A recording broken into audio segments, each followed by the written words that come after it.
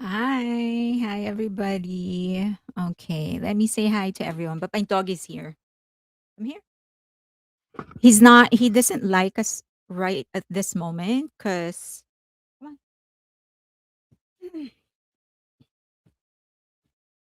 so I haven't been giving him his treats. The last well, I have been giving him treats, but only once a day. He usually get them right after a walk as like his reward for being a good boy. But I'm trying to see if it's actually the treats that he's eating that's making his poop. This is TMI. A little soft. It's not super soft.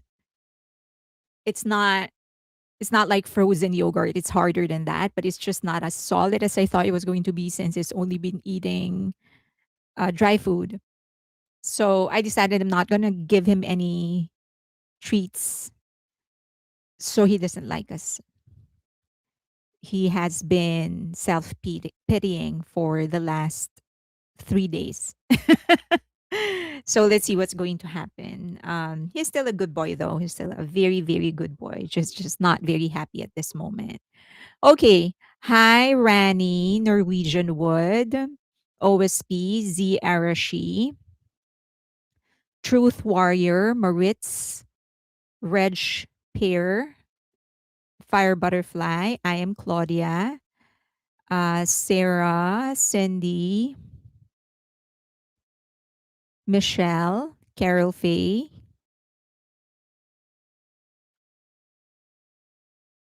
Letitia, Emily, Fire Butterfly is on Twitch, Beethoven, Pia, Angel Star, Kezim, 7160, Norwegian Wood, Army, Lady Pink, Alta, 444, 4444, Maritz, Fire Butterfly.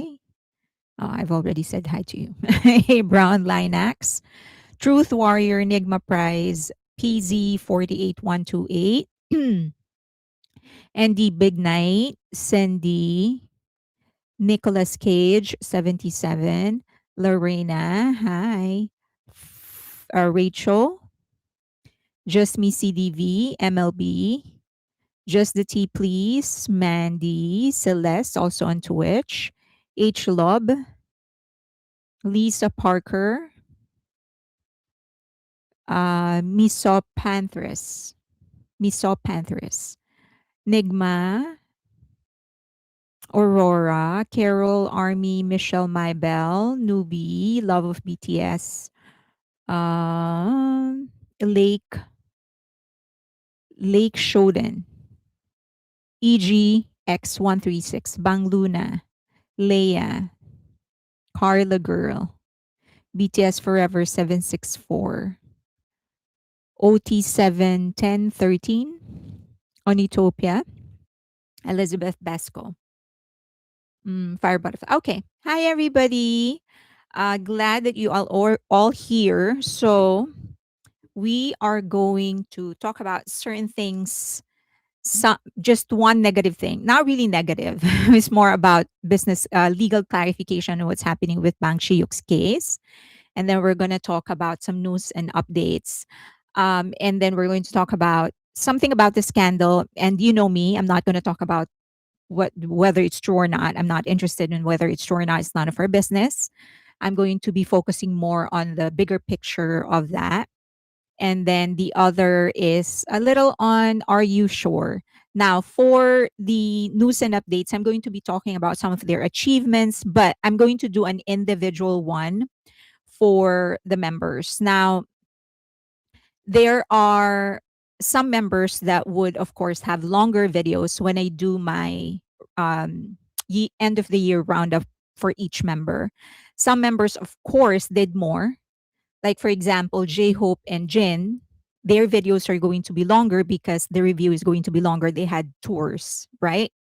And then and then there are those that didn't really do much. Like for Suga, even after getting discharged, he has been basically out of the public eye outside of the occasional pictures that we see him posted by his members. But other than that, other than his charity, we're not really going to see a lot of it. So just know that theirs are going to either be very, very short, or I might not do anything at all simply because they haven't done anything. I hope that's clear. Okay. All right.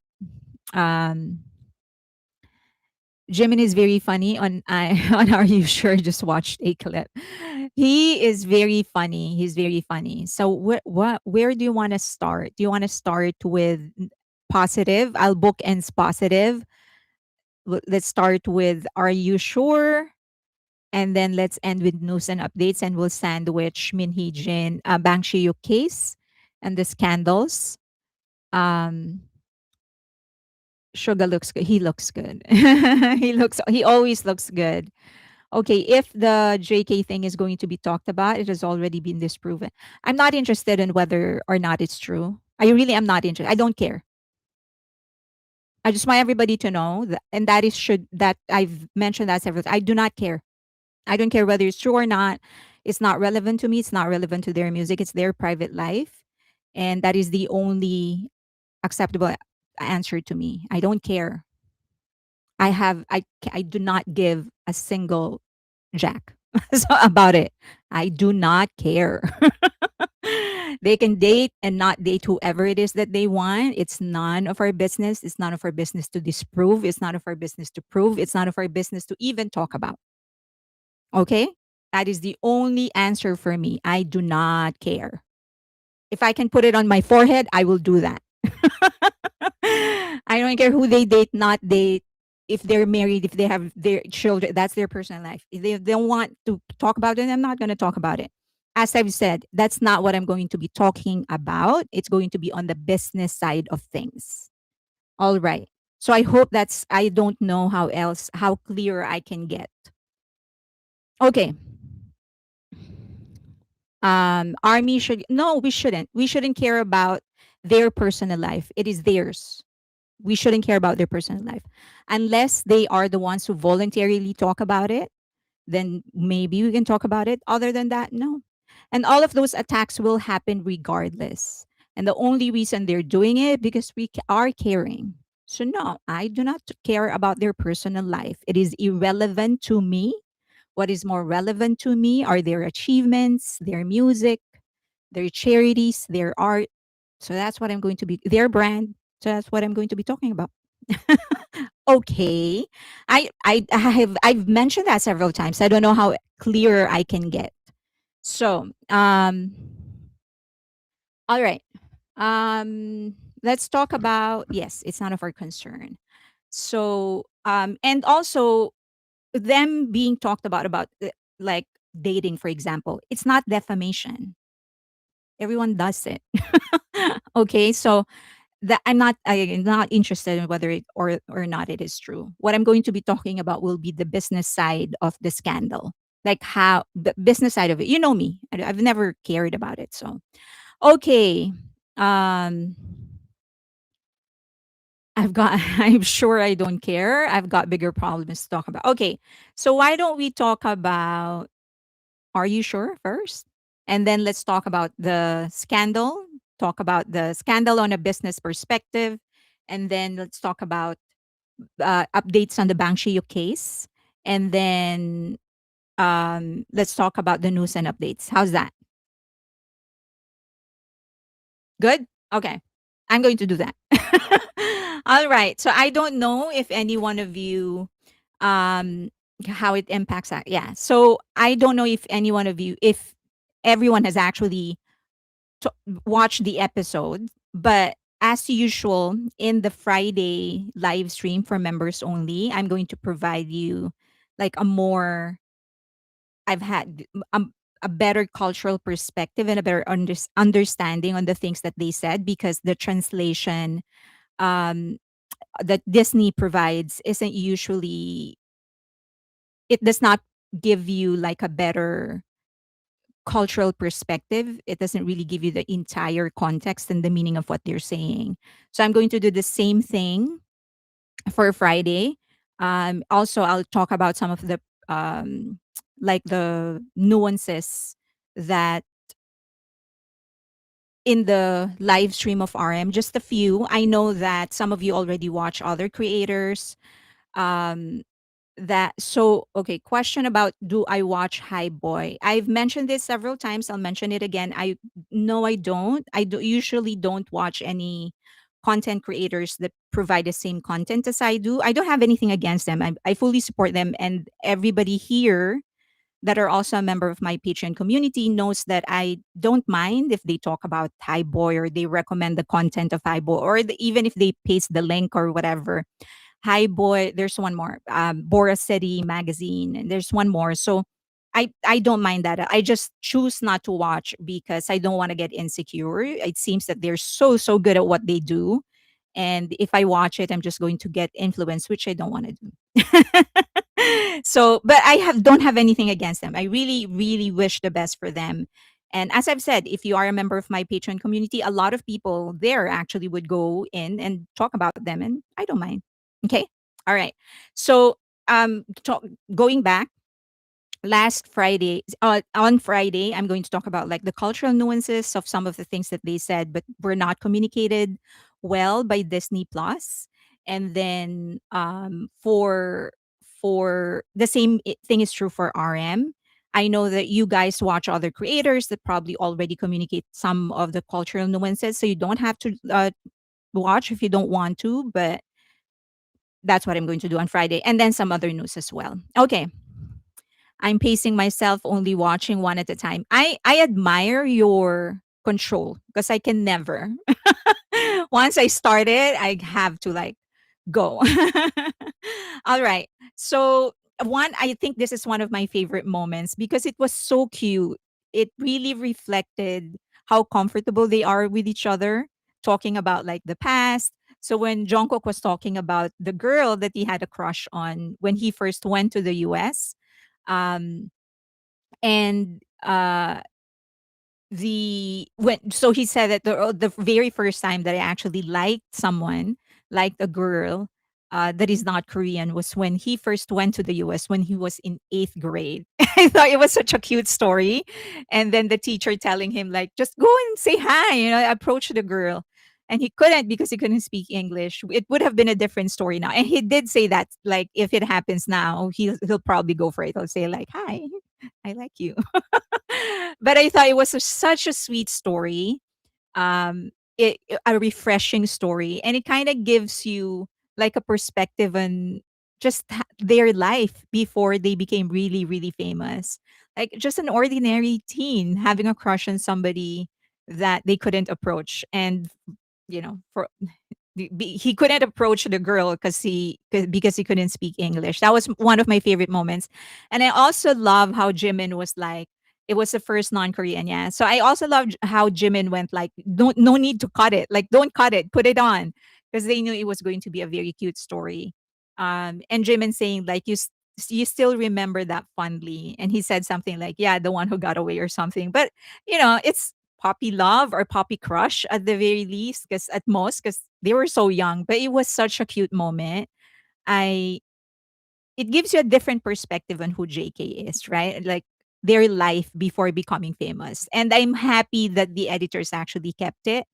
And I'm happy that Jimin actually went and said, no need to cut it. Like that was like when he was in 8th grade. It was a long time ago. Just keep it in. It's such a cute story. Um, Jimin is the ultimate winner. I know. As always, there were a lot of people using the scene for hate.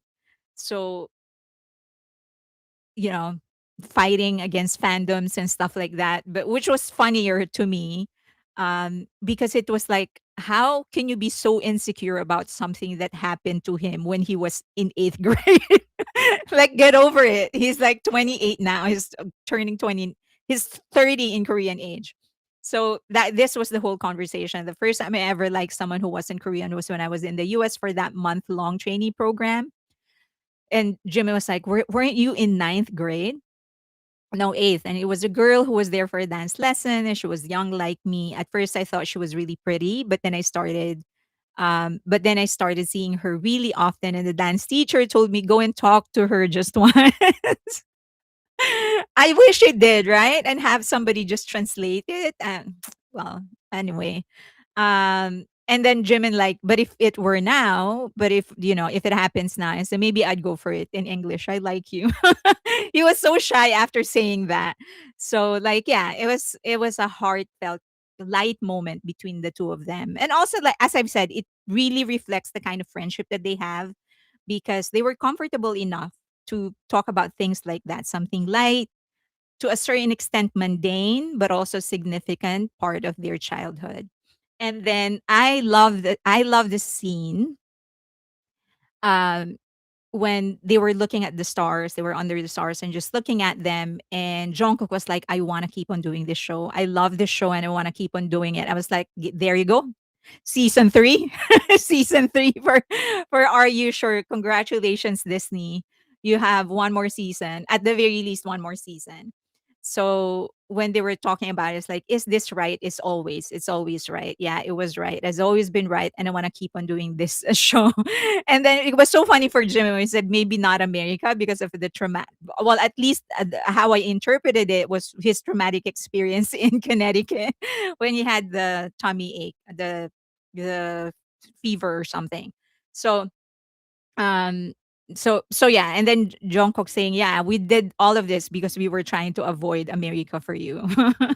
So I hope they do keep on doing it. To a certain extent, I do feel like this show is there. It's like an excuse to rest and still provide content to their fans. So because obviously we're seeing like only 1% of everything that they do, right? Maybe 2% at best. But a lot of what they do is really off camera. And I feel like those things that are off camera are the ones that are more, of course, more private, and it's going to provide us a better idea. I'm going to go online on Instagram. Okay, there you go. I'm live on Instagram. I keep on forgetting Instagram. Okay.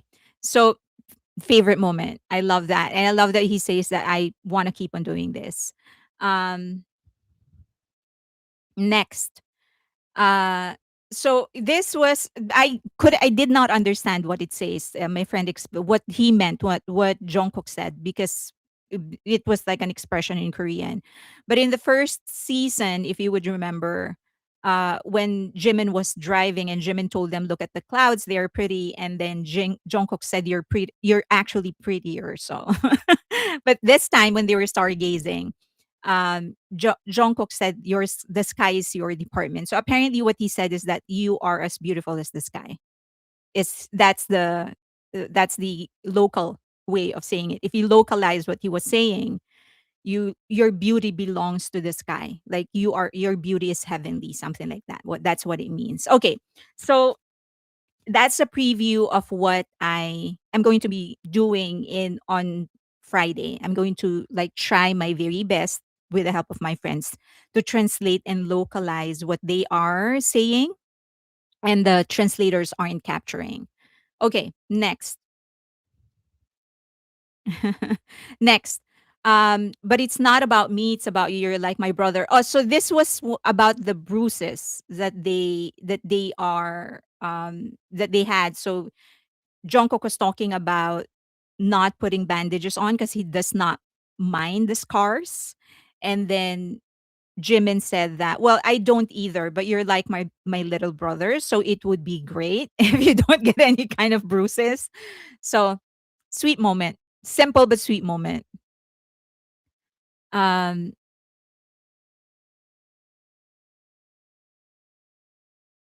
I like Jimin said they can't go to places freely in SK. I think that's one of the reasons they decided to stay a little longer and to actually go out for drinking. Because Jimin said that the bar at the end of the day wasn't actually part of their itinerary. That's why he paid for it. He was like, it's not a part of schedule. We just wanted to go. And I think it was because it's not something that they can do. So um so yeah, so I'm glad that they had that kind of experience. I love this scene as well because I wasn't really sure what Jungkook was doing. He kept on leaning against Jimin. I think Jimin was like, "What are you doing?" But anyway, he's always been a sweet guy. Loved this part. So he attempted it, I think, twice or thrice, or not attempted. He actually did it once or twice. But I think later on, I realized that I think this is kind of their thing. they would put their foreheads against each other. And I think that's what Jungkook was trying to initiate. I think he was expecting that Jimin was gonna do the same because it's their thing. And it seems that, and I say that it is their thing because they actually did it in, I think, season one as well. I put it here. Um, here. Ever since they were young, it's kind of their thing. So I feel like that is what Jungkook was trying to initiate. So, but Jimin, I think, didn't quite catch it. But it's their thing, like putting their foreheads together. Okay. Jungkook likes sniffing the members. Could be that as well. This was one of the funniest conversations when the staff told them that it's your job to figure out the route going to your next location, and you have to lead the team, which is like 15 members. Imagine that, doing a travel show. There are 15 members with them, and Jungkook was like, "Aren't you all adults?" And Jimin was like, "Yes, they're all adults." So favorite moment. It was so fun. Even I laughed because I did not expect Jungkook to actually say that. I think Jungkook's one of Jungkook, or at the very least, one of Jungkook's love language is service, because he does this often to Jimin. Like he would, of course, he would cook for him. He would carry the bags for him. He caught in the first, was it first or second episode, when Jimin wanted to get some of his meat. Jungkook actually caught it for him and fed him. So, and then this happened here, like he actually caught the meat and he put it on Jimin's plate. So I think that's one of his things, or maybe food is his love language, because he cooked for the rest of the staff as well. So, so yeah, I think that's like one of the ways that he would actually, like, express his that he cares, express his affection to other people. I think it's very cute. I also think it's cute that Jimin tried to do something for him, because it's always it's always Jungkook that's doing something for him. So him trying to do something for Jungkook, which backfired because it kept on popping. It knocked them out. So later on, when Jungkook tried it and actually liked the potato, when Jimin said, was like, "No, I'm just happy that you're actually eating it," because it was his failed attempt to make something. Well, not really failed, because he actually managed to eat it. But one of my favorite moments. This part, I laughed so hard. It was so funny. And it actually knocked out the both of them. Right? It wasn't just Jimin, because when Jungkook tried to help, it also popped on him. So, okay. I'm so proud of Jimin for conquering his fear of heights. I know I don't have fear of heights. I actually did skydiving several times. Um, so I don't have a natural, and I climb. So I was inducted, actually. So I don't have fear of heights, but I do know some people who have fear of heights, and it's something that is so hard to conquer, because it has something to do with your psyche, and also like your hormones. I don't know, like, but it's physiological, it's not just psychological. So for him to conquer it, I was so proud of him. I was so proud of him saying that, like, it was the best moment of his life.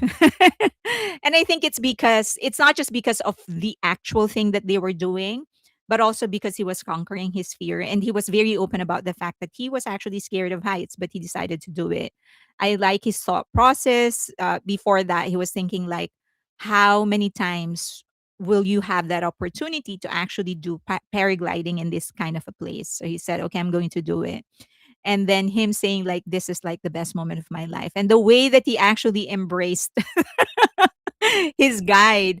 Oh my god, like that was a sweet, sweet embrace. And I thought, like, this guy, the his guide, did not he clocked in for work, did not know that he was going to meet the sweetest person ever he would skydive with, that he would paraglide with. So very proud of Jimin. Okay. And then this might be the best moment of my life. So proud of him that he conquered his fear.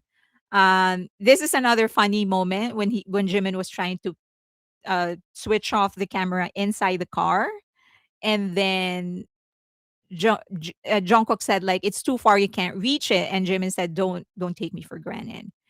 Jungkook said, okay, I'm going to hold you, and then Jimin was like, what good is holding my butt?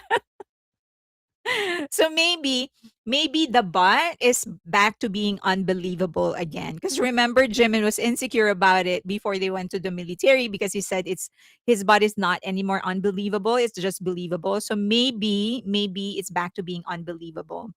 I was so stressed watching him go up, but he reached the point where the rush met the fear and even went for the second turning swooping.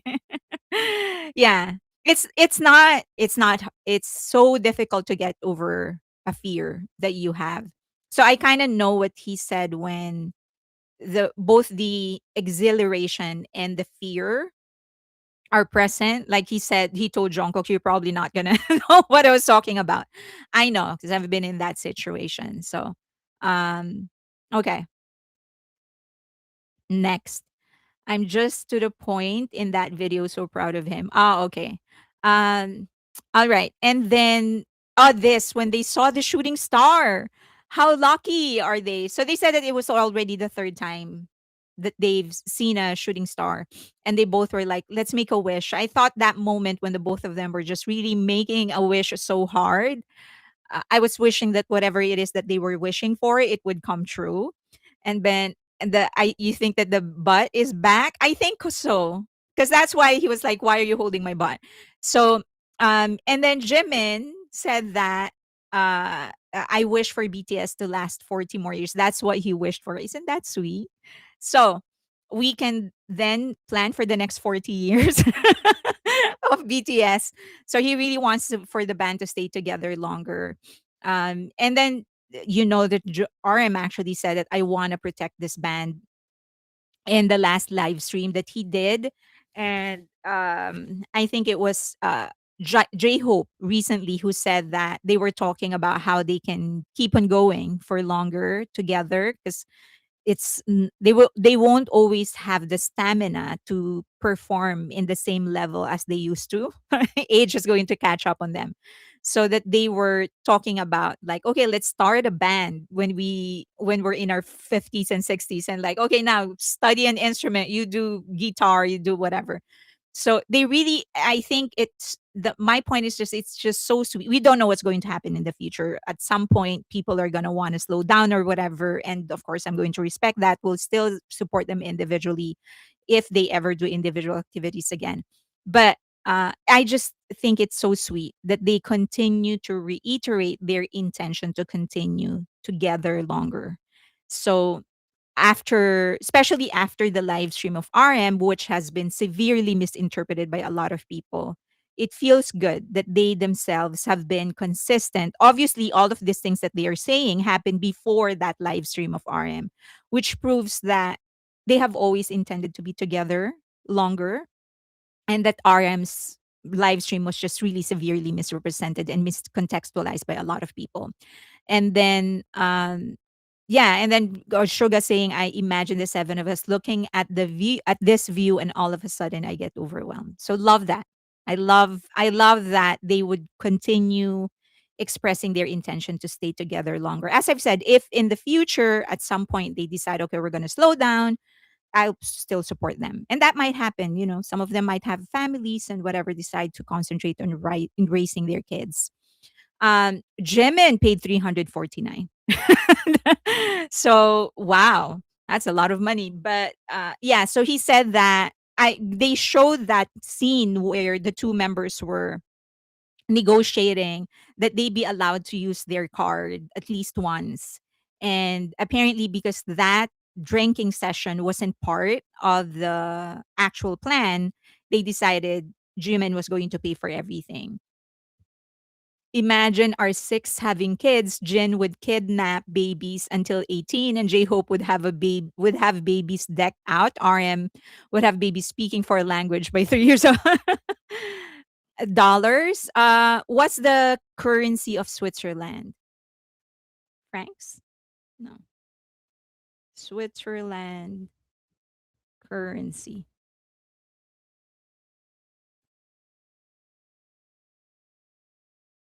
Swiss franc.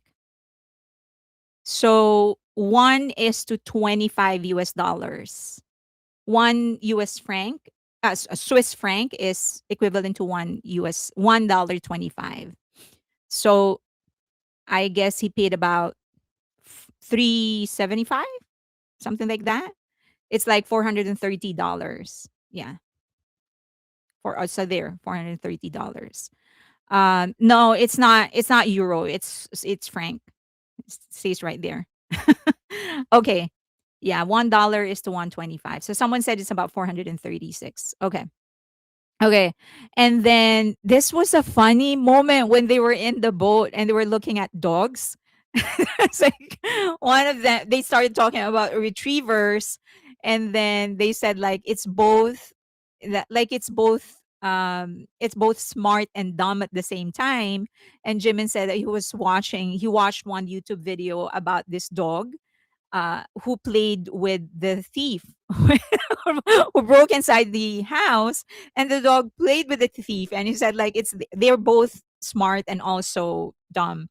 And then my god, Jungkook said was like, is that RM? is both is both smart and dumb. I did not expect Jungkook to say that. It's like, oh, like RM. Yep, right, like RM. They did call him though. They called him after. That was funny. Oh, a clear view of his stats. So it goes all the way. So it extends to his like upper portion of his chest. And then it goes all the way to the back. So if you watch this video, it extends a little bit more, and you can see like part of his shoulder, like half of his shoulder is fully covered, and then a little of his back. So can't wait for a clearer view. I hope he has like a photo shoot that would show that a little clearer. I hope no one takes it again out of context. Of course, they're going to take it out of context. They can say the most innocent thing and it will still be taken out of context. Okay. Next. They are comfortable JK with arm. Do you want to go down? Want to go down? Are you not comfortable? Am I squishing you? Okay. Say bye bye. Bye bye. I'll see you later. I'll see you later. Okay, bye bye. I love you.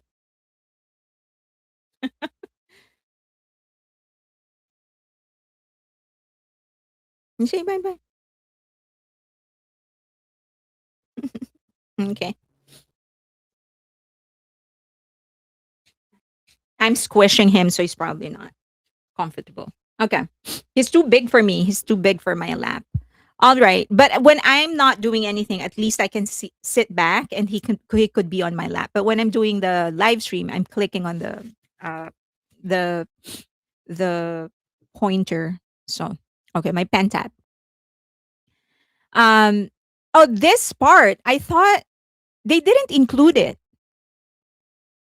So it was in the preview, but it wasn't in the body of the. So maybe it obviously is an overlay. So it is possible that he said this, Jungkook said this in another time, and then they just um put it on the video. But I was hoping to see the story, and I wanted to hear the story, but well, okay. So I'm hoping that it's either in the um extra scenes that they're going to be providing with the photo book, or maybe in another episode. Okay. Love your channel and how you clarify BTS activities. Thank you. Okay, next. So, and also they were practicing Killing It Girl, the both of them. So, and it was like a long segment. It was like almost a minute of the two of them just practicing Killing It Girl. So I was thinking at some point they probably have like one cut where it's clean that the both of them are actually doing it together. So I hope that they air it, or at the very least in the photo book that they have. So I want to see the both of them actually dance. Well, I want to see the both of them dancing with J-Hope. So, oh, this was the scene when Jungkook was waving at the army, saying hi. Someone saw them, and then he saw the girl crying, and I thought it was just like sweet that the girl actually didn't post that picture. So I'm very, very happy. Or if it did, it didn't get to me. So I'm happy that she respected the privacy of the two. So dance challenge, please. I hope, right? I mean, at some, I'm sure that there is a clean cut of the two of them executing the routine. So I hope they upload that in the extra footage that they're going to be providing. And then the two of them very, very tired.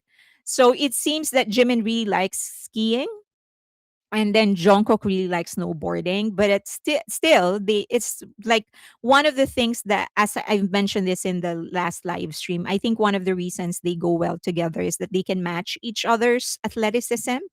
So Jimin was really good. Like he was doing the turns and all of those stuff. And I'm assuming it's like maybe 2 hours at most. And then Jungkook was, of course, he can instantly, he got it instantly. But the both of them said like, oh, it's been a long time since we did it. So, but it was nice. They were the two of them were knocked out. um, so seeing them here was like, okay, they were tired. They weren't exaggerating when they said that they were both tired. This was one of the funniest moments again. I thought Jungkook was probably going to give him a shoulder, so that Jimin can lean on it. But I don't know what stopped them. As they were on there, like Jimin was going to lean on his shoulder. So I don't know how he ended up just sniffing Jungkook's armpits. So, but I thought that's why it says, oh, a friendly shoulder hug. Because I think that's what Jungkook was going to do. He was going to put his arms around Jimin, and then just Jimin was going to lean on him. But I don't know what stopped them. Um, from what I saw, the girl was very young and they had to hold her up. This was hilarious when Jimin leaned over. He was so tired. They posted a video of Jimin doing the. I know, but I'm saying I hope that there is a clip of the two of them together doing it because they were practicing together. So all right. So that's what I'm hoping we can see that in the extra footage that they're going to cut out. And then this was when they were talking about the bruises. So Jimin said that he actually had stitches. He got three, and then Jungkook had several on his arms. He talked about how he got it. He leaned on the pot that he was cooking on, so which was very hot. And he said like he doesn't really mind if he has scars because it is memories. But Jimin was like, yeah, but you're my little brother. I don't want to see those on you. Very sweet. And then this is, I think, another way that they connect because both of them are vocalists, both of them are member of the dance line. And then Jimin talking about like singing, and it shows you the mental fortitude and the maturity of Jimin. You know, talking about like because he himself said that Jungkook often gives him tips, right? And then in the military, he talked about practicing 2 hours a day with Jungkook, and Jungkook would help him out. And then now Jimin is actually taking classes with his teachers, with his teacher. And so I thought it was like a good give us a peek on how much they share as friends, that they don't just share the good memories but also the work that it takes to get to where they are. And now Jimin, despite his fame and success, he's still working on his foundation, which you don't stop doing, by the way. One of the most successful theater actresses from the Philippines, from in the world actually, Lea Salonga. She's the original Kim in Miss Saigon, won the Tonys for that. She talked about the need to continuously train yourself, and she has been training since she was a kid. And she because she was doing the show every day at night, right? For I think 5 days a week it was her, and then one day it would be somebody else. But for her, she said that sometimes just using your voice every night just takes a toll on you, that no matter you're already using all the tricks that you know, and it still takes a toll on you simply because it stresses your voice out. And so here we're getting a peak of Jimin's maturity as a performer. Like he know as an artist, like he doesn't need it, but he's still working on his foundation. And him hearing how Jungkook is actually helping him, it gives us, at least me, like another aspect. It gives me an idea on how else they can connect as friends. Jimin only had 6 months to learn. I think he didn't really get training on not no proper training on vocals. So that's how I understand what they were what he said before. He didn't really had formal training on vocals because he didn't really make the cut until like several months before, so he didn't have time to learn. So he developed like bad habits, one of which is singing using his throat instead of his diaphragm, which what he needs to learn. So him saying that you have great strengths, and despite that, since we've practiced together, um, your all the advice that you've given me have actually contributed to how I was. So he was like, I can never be like you. We have different styles. So you have your own style. I have mine. So love that kind of maturity from him.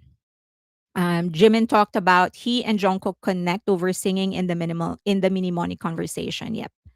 And then, okay, so the book was sold out, but it has been restocked. I was informed because when I went to the US store of Weavers, it was already sold out. That's how I was able to do the screen cap. But they restocked it. I checked this morning, and it was available again. So for those who haven't gotten it, who haven't bought it, please go ahead and do it. If you order from Global, it is cheaper. Shipping is more expensive, but you do get a special gift. So so buy it if you want. And then they also have a special collaboration with Samsonite. So they have on the 11th, they are going to drop the collaboration merch, one of which is the luggage, which is what I want to get. This one. It's so cute, right? I do want to get. I always love, although it could just be the cover, don't you think? It could be just the cover, right? So all of my luggages are actually brightly colored because it makes it easier for me to get it, to spot it, to see it when it's in the conveyor. So since it is red, I love that. So it could be just the cover, probably not the actual luggage, but there are other stuff that they will be selling. So watch out for that. It will probably be available on Weavers as well. And then um it is an adorable. So there's like shirts, keychains, tags, passport. I don't know if it's a passport sleeve. Could be that. Okay. So go ahead and grab that if you want. Okay. Anything you want to add? Long before BTS, my luggage is purple. I have one purple luggage, and then I have the one that I carry on is actually black, but that's because I take it to the plane with me, and it fits in front of the uh in the under seat under the seat right in front of me, so I don't have to bother with the above, what do you call that? So I take that. It's very, very small. It is black though. But then all the ones that I check in, they're brightly colored. So it's either bright like metallic blue or something like that. I hope it's just the cover. Otherwise, the shipping cost will kill me. I think it's just the cover. If you look at it, look at that. If you look at the like that, the bottom, it seems like it's just the cover. And that's like, yeah, probably just the cover. My luggage is also purple. I got before I knew BTS. Agreed. If she does a collab with BTS or any of the members, that would be a dream come true. Ooh. I use air tags for everything. Light blue and red with white and yellow. Gale, that would be incredible. It's the cover. So Carla said it's just the cover, not the actual suitcase.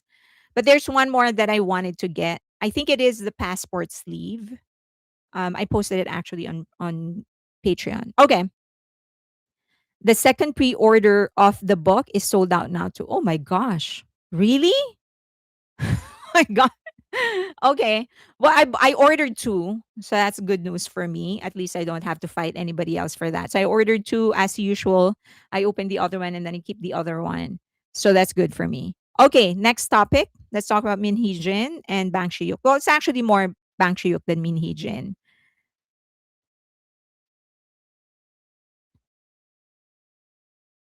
Questions before I proceed? Okay. So this is the update, the latest on the case. Uh, to sort of an update on the case. So Bang Shiyu, an article was actually published analyzing where the investigation is right now. So the bottom line of this article is that the stock manipulation charges against Bang Shiyuk is more a public narrative than it is a substantiated claim. Primarily because there really is no victim if you deeply analyze the case. It's and the public narrative is actually manipulated. As we know, there are several people in several agencies that have already been proven to be using black propaganda against Bang Shiyuk and against Hybe in general. So it's the analysis is that they can't find a victim. So all of this chatter about the case is really more a public narrative than it is about anything else. And they're saying there are no victims because nobody really lost money. Um, and that all the all the investors who sold their shares sold it because they were because of external reasons, not anything related to Hybe itself or to Big Hit itself. So for example, LB Investments needed to exit because its fund was actually reaching maturity. They were, if you would remember, they were getting pressures from their private investors. So they don't um they weren't selling it because Bang Shiyuk was telling them we might not go public or whatever. They were selling it because they were getting pressure from their own investors. So it was reaching maturity. So that had nothing to do with Hybe or with Bang Shiyuk. Second is that for example, for asset management, they urgently needed liquidity because they were invested in something else, and it was tanking, which was lime. It was about the lime scandal or something else, but um, so so the lime scandal is like a Ponzi scheme or something. So they were getting pressure from their investors as well, and they needed money because their investors were cashing out. So they needed it had nothing to do with Bang Shiyuk. Or Hybe for that matter. Legend Capital sold only part of its shares and then held on the rest until the IPO. So and then all of that, Legend Capital, Asset Management, and then LB Investment, all of them actually made money. Um, so if everybody made money, a lot of money actually, the question is then who is going to file the complaint? Like who is going to be the complainant? I- If everyone actually made money, if everyone sold their shares, not because of Bang Shiyuk or High, but because of external forces, how are you going to blame that on Bang Shiyuk? Everybody made at least 2.30% of profit, at least. And of course, Bang Shiyuk also shouldered all the risk, right? If you would remember, he said that I am going to take on all the risks. So if we don't go public or if we lose money, then from my own pocket, I'm going to pay out the 6.7% or 7% or something like that.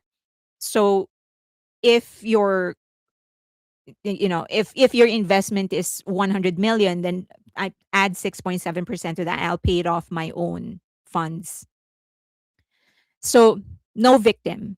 Third is that the controversy about individual investor losses doesn't match reality because the IPO price when it opened was 135. Stock rose 351 the same day and then closed at 255. So it peaked at 351 and then closed at 255. It did fell 140 after 12 days because a lot of the shareholders sold their shares. So they made money. So who is it who actually lost money? That's the question. Who is it that are complaining that they lost money? The only thing I can think of is opportunity cost. maybe people are going to claim that, well, had I known, then I would have held on to my shares instead of selling them now. Had I known that you are going to go public and it's going to peak at 300, then I would have held on to my shares. But who knew that was going to happen? Do remember that at that time, nobody believed in Big Hit because they only had one superstar band, which was BTS. So, um, so a lot of them, even those who did not sell at 200, 300, so it peaked at 300, more than 300. Those who didn't sell at 300 and those who sold at closing $290, they still made 115%. So again, the question is, so who is the victim? Who are these people who actually lost money? Now, another thing is that they're talking about Hybe's alleged smear campaign against Min Hee Jin. So someone filed a complaint and it is being passed around in different forums in South Korea, stating that this is a court decision, that the court actually said that that Hybe is doing a smear campaign against Min Hee Jin. And in this complaint, they submitted a document because that's what you do when you're filing a complaint. They are linking Hybe and Tag PR, which is the PR company of Hybe that they acquired in the US. So they are linking Tag PR, Hybe, and Hybe to this quote unquote all of these social media accounts, all of these headlines, keywords that were ranking to Tag PR, saying that these are keywords, social media accounts, and websites that were created by Tag PR to go against Min Hee Jin. So they're trying to get them in the lawsuit. Now, they haven't actually proven it. There is no f- tangible connection between Tag PR and all of this social media accounts and all of these keywords and whatever. Um, so these are just their accusation. They still need to provide proof. If you would remember, for SM Entertainment, they were proven to have hired an external agency that would do black propaganda or negative PR against Hybe. That was proven because all of the text messages were there, and SM actually did not deny that. So that was proven. There is paper trail. That is the kind of proof that they don't have. They don't have the paper trail. They don't have any kind of digital investigation. So right now, them saying that this is Tag PR, planting all of the social media accounts, keywords, websites, those are just accusations, no proof yet. But it's gaining traction in Hybe in South Korea, primarily because it is salacious, right? And then the other question that people need to remember is that it's not doing black propaganda, and this is probably why Hybe hasn't filed a complaint directly against SM Entertainment, is that you don't do specific to the black propaganda. Because it may be unethical, but it's not necessarily illegal. They still have to they still have to prove that for it to be illegal, they have to prove, whoever is complaining has to prove that you are impeding business because of what you are doing. And that's a very difficult thing to prove. They have to directly prove that your black propaganda is impeding my business. And that's hard. Okay. So, but that is what this is all about. This talk and this discussion about Hybe doing a smear campaign against Min Hee Jin. This is what the story is about. Blake Lively tried that too. Well, both of them did it. um Baldoni, not to extensively discuss it because this is Asian entertainment, but both of them did it. And the in the case that Justin actually filed against Blake Lively was also dismissed by the court because again, it's so difficult to prove. so difficult to prove. For you to link that your smear campaign is the reason I'm losing business, that's very, very difficult to prove. Okay. So anyway, I don't want to talk about Justin Baldoni. I don't have a lot of research on that anyway, so I may get some facts wrong. So okay. Um, the reason why they are claiming this is because Tag PR is the same company hired by Justin Baldoni, but not to do a smear campaign against Blake Lively, which again is not proven. Okay, so as I've said, I don't know much. I mean, I know a little, but it's not enough, so I don't feel comfortable. So this is the document that they are talking about. This was the complaint filed by the plaintiff.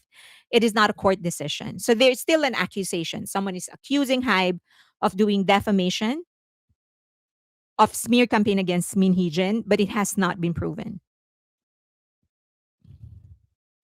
Maybe unethical but not illegal is so true, and I'm scared of you.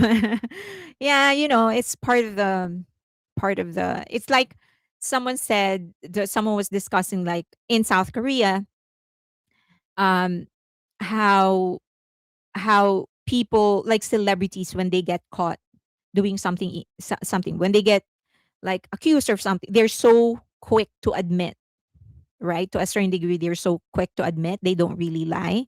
And a lot of people said, because the difference between South Korea and in the US is that in US, lying is protected. It's covered by freedom of expression, but not in South Korea. Okay. All right. Um, so now in the latest trial between the Dolphiners group, when they filed a complaint against, sorry, it is Adore who filed a complaint against Dolphiners for defamation. In that trial, which where Min Hee-jin testified in the very last hearing. So the decision is going to be handed down on the 13th of January. But in that trial, the current CEO of Hee Dok-young of Adore spoke up. So she asked for permission if she can talk, and she said that they have been uncovering a lot of malpractice, not really malpractice, but they have uncovered a lot of things that were done wrong when Min Hee-jin was the CEO.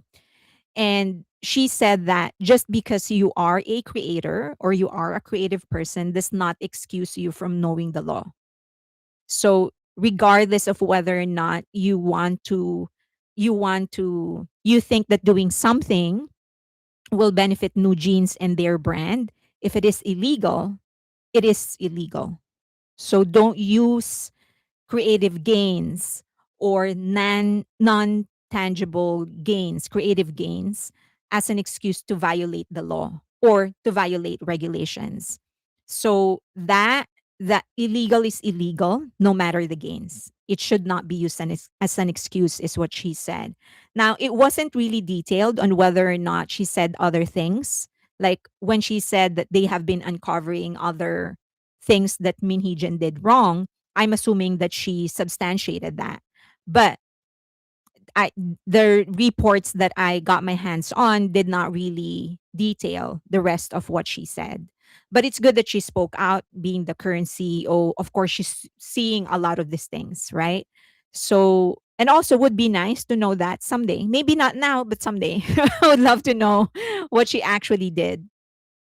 But yeah, I think this was like a very, this is on point, because for in all the trials, in all the meaning court trials that Min Hee-jin has been going to, she would always revert to, yeah, but this is not about the law. This is about creative gains. Yeah, but this is creative. No, I'm talking about non-tangible things, and like, but this is creative, but it gained publicity and all of those stuff. But sure, like, yeah, you can be, of course, as a CEO, as the producer, it is your job to look for ways on how to help your group to do better, but it does not exclude you from following the law, right? The end does not justify the means.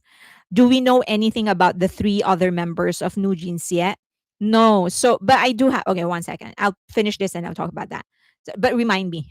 So, and then the director, Shin Woo-sok, um used the same defense as Min Hee-jin. So apparently what he said was that he did not know that a verbal contract is not enough. He thought that it was because it is a standard industry practice, then that is okay. So when they were given verbal agreement or verbal permission by Min Hee-jin to do anything they want to do, then that means that they can do whatever it is that they wanted to do. They did not know that there is a need for an actual written contract. So, in particular, that one video in contention, the one where they use the brand of Apple, he said that, yes, I know that Apple wanted their brand to be taken out. I took it out of that one scene because they, according to him, Apple said that they were okay if the product is shown for as long as the brand is like the brand name is not shown. So he took it out of one scene, did not seek approval because he got blanket approval from Min Hee Jin and uploaded it on their YouTube channel. So that's what he's saying. That's his defense.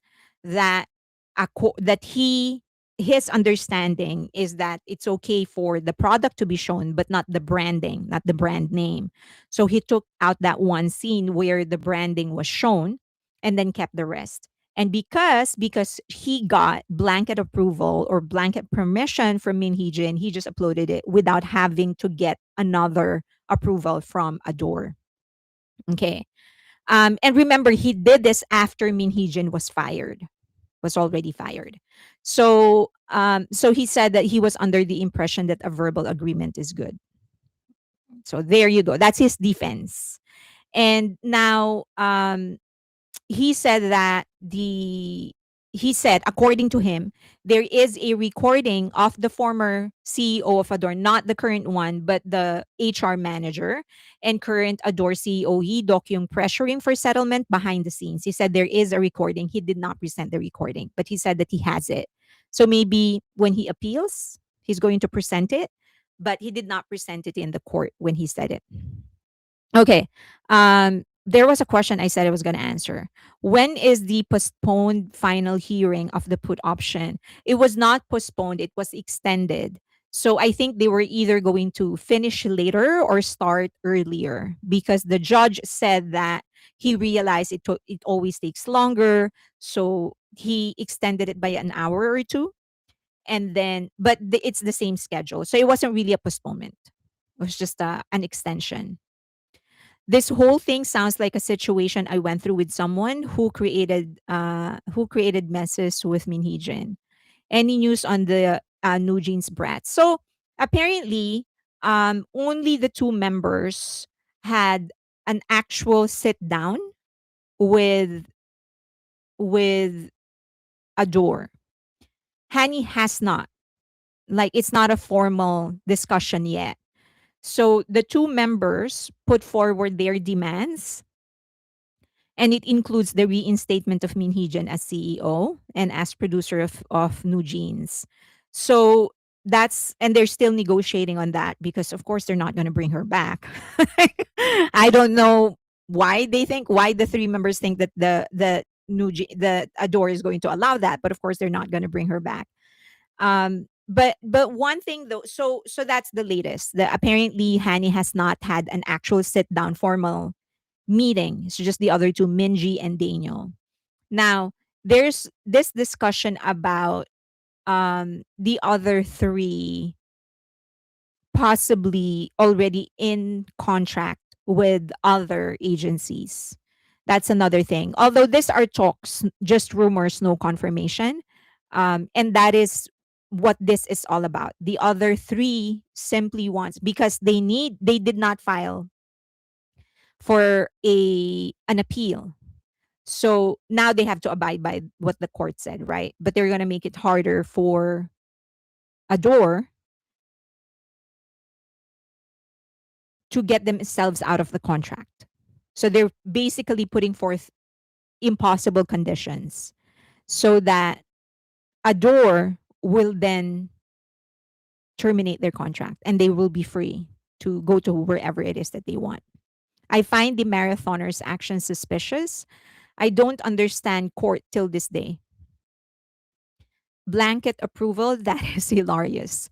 Yeah. So a lot of people misinterpret the court's decision. The court said that the exclusive contract is in place. It is valid, and that Hybe did not breach any kind of trust. So that's what they said. Hybe didn't do anything wrong, so that's the contract stays. They did not say that New Jeans did not breach, because that wasn't what the complaint was about. Our court, or and not just our court, but like court in general, is mostly passive. If it is a Republican if it is a republic, it is a passive court, meaning it cannot proactively hear you or try you on things that no one is complaining about. No one complained about the three breaching the contract. What Hybe did and Adore did was to ask the court to require the three to honor the contract, saying that we did not breach the trust. So those are two different reasons. We didn't do anything wrong. Basically, that's what they told the court. We didn't do anything wrong. Here are the facts. Please certify that, which they did. But the Hybe and Adore didn't say that they did something wrong. That was out of the question. And now, Lee Dokyung, the new CEO of Adore, is said to be trying her best to get the three back into Adore. So there is this narrative that she's too kind, she's too naive, because why will you accept the three? The three are the ringleaders and stuff. Now, do understand that that is the same thing that people are said about Adore when when they were trying to get the five members back into Adore. Why are you getting them? They are traitors. They got your company into trouble. Why do you want them? And all of their efforts to try and get in contact with the five, give them work, help them in their schedule, they were able to use in court to prove that they are not just willing, but also able to manage the career of the five members. So Yi Dokyong knows that she cannot not do her job as a CEO. Otherwise, the court, when they file a case, the court is going to say, well, you didn't do your best to compromise. So you're probably not really interested in the three. So it's not necessarily about kindness, but just legality. So remember that she's probably doing a lot of things because she knows she can use that eventually in court. Do you think the three girls keep on doing what they're doing, that eventually Adore will will sue them for breach of contract? Probably. Mm. If they keep on doing what they're doing, if they keep on demanding things that they know are impossible, probably. They don't want that. I mean, right at this moment, it's just the two members, Herin and Heiin, that are safe from uh, paying the lawyer's fees. It's just the two of them. The three are still required to pay the lawyer's fees, legal fees. So, for example, if Hybe spent 10 million on legal fees, then the 4 million is now canceled because that's the share of Herin and Heiin. But the six that still need to be paid, 6 million, that needs to be paid by the three members. Okay. Is not NJ coming back as five per court order, or is it just three versus two rebrand? So as I've said, the court's decision state that the contract is valid. The court did not state that the five members did not breach the contract. So they're still negotiating now because they know that I'm sure that the five were informed. It does not mean that you didn't breach the contract. It only means that the contract that Hybe did not do anything wrong. So for now, it's just the two, and we're still waiting for the three. Okay, Let's move on. So let's talk about all the smear campaigns, the scandals. I'm not talking about whether, again, not not interested in their personal life. It's their personal life, so it's them that will decide when they want to talk about it. I'm going to talk about the business side of it. So I think it's pretty obvious that the two are the ones that are heavily getting hit by these scandals, by the smear campaigns, and their names are getting dragged all seven ways to Sundays. So, however, so a lot of people are like, oh, they're done. Like their careers are done. They're not going to be supported by their fans anymore. So after all of the scandals, as we know, Are You Sure, after one day, entered the top 10 of the most watched show. And this is general category, not just reality show. But the most watched show in general, they were number 10 in Disney Plus. And this was just after a day, just one day. Okay. Other than that, as you know, Jimin was actually announced as the new brand ambassador for Lador, and his fans just sold out. They sold out the perfumed hair oil, and which is very good, by the way. So they sold out that. It wasn't even confirmed. The product was sold out before the actual confirmation. The only confirmation that they got was the teaser posted by Lador, which looked like unmistakably Jimin. And then one of the fan bases went to the physical store of Adore in Korea, hanged out outside because they were changing the front of the store. So he was thinking, oh, the fan base was thinking, if it's Jimin, then I'm going to start seeing Jimin, the front store being changed to the poster of Jimin or something, the mural of Jimin. She turned out to be correct. So as soon as half of the face of Jimin showed up, because they were putting together the poster, the mural, and they were like, okay, it's Jimin. So the confirmation from the fan base happened before uh before before the actual confirmation by the brand. Okay. And then they sold out this product that he was holding. They also released a teaser. And that also helped in the sold out of, and it's been sold out in several countries already. Now, aside from that, Jimin's Who re-entered. It dropped for a week from US Spotify Weekly. It dropped for a week, went back. So it's on a run again, and it's still there. And then for Jungkook, December 9. So it started, the streams of 7 started going up since the chaos started. So now he reached the peak for this year, 2.5 million streams for one day. Okay, so he's back in global Spotify. 7 is back in global Spotify. So right there, he's back in.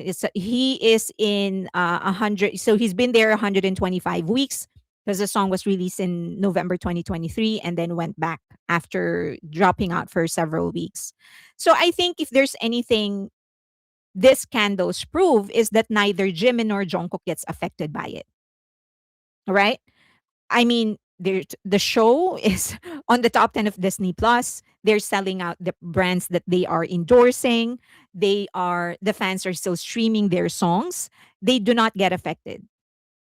Okay.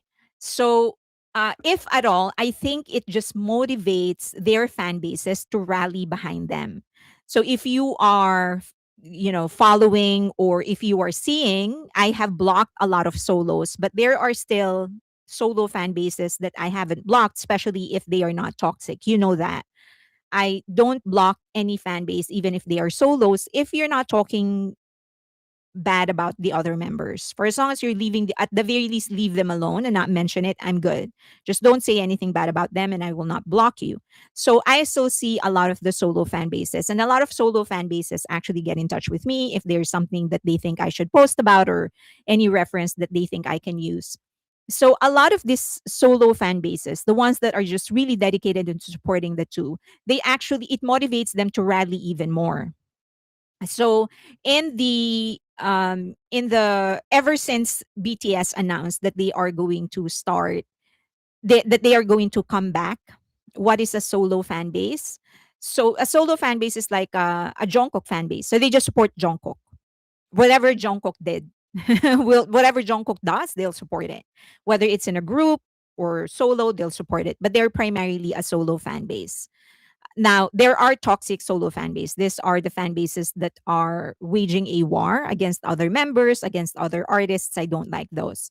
So many of the solo fan bases actually, when BTS announced that they are going to do their comeback spring of 2026, they started making preparations.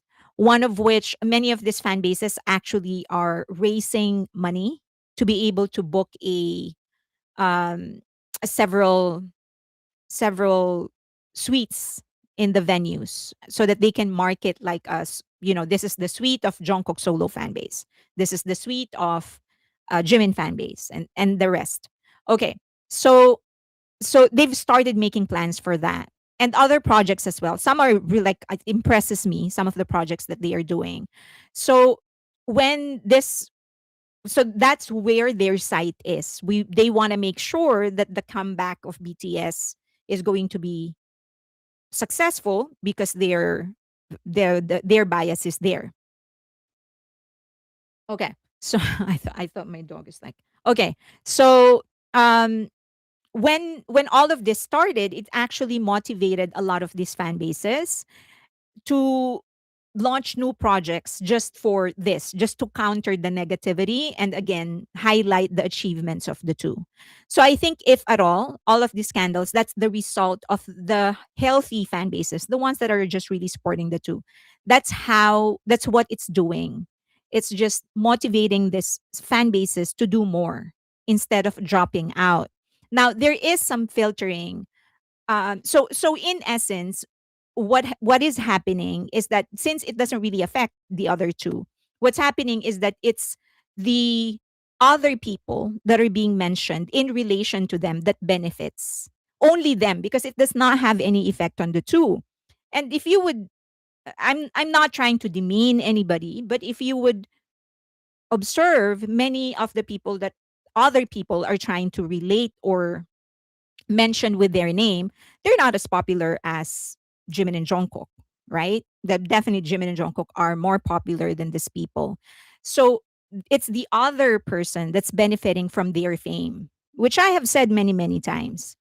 Uh, in all of this, the one that benefits more is the other person, not Jimin and Jungkook. They have nothing to gain in this, and they also apparently have nothing to lose because the fans are not going away.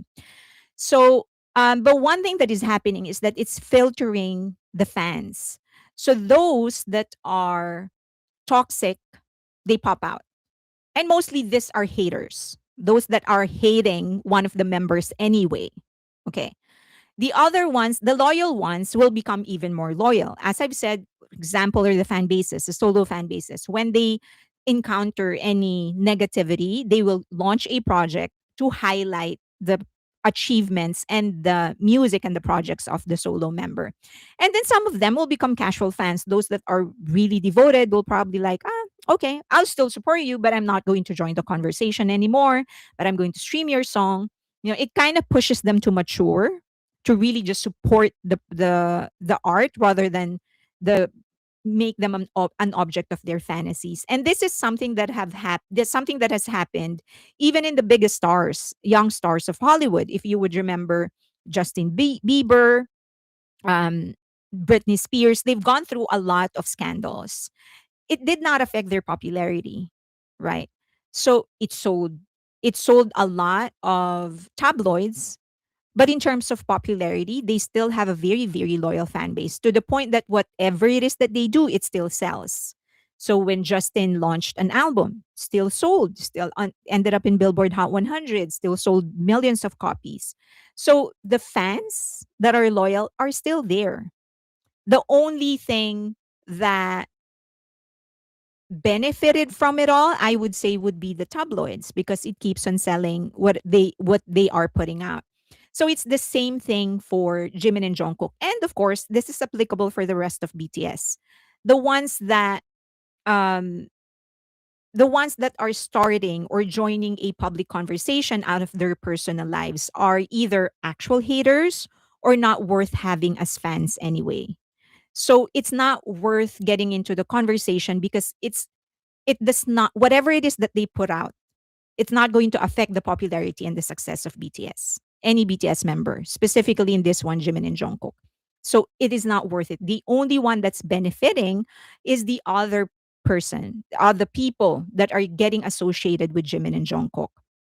So responding to them does not do anything for Jimin and Jungkook.